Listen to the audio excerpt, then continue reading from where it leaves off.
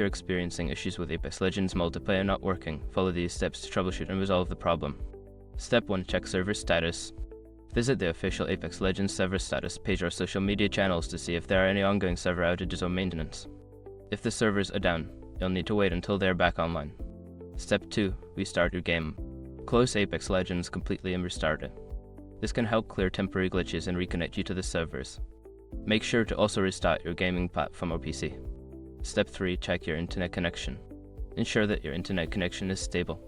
You can do this by running a speed test or trying to connect to other online services. If your connection is weak, consider resetting your router or switching to a wired connection. Step 4. Update the game. Make sure that Apex Legends is updated to the latest version. Check for updates on your gaming platform or through the game launcher. Installing the latest patches can fix bugs and connectivity issues. Step 5. Adjust network settings. If problems persist, try adjusting your network settings. This may include enabling UPnP on your router, port forwarding, or using a VPN.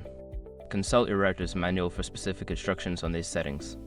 If you follow these steps and still experience issues, consider reaching out to EA support for further assistance.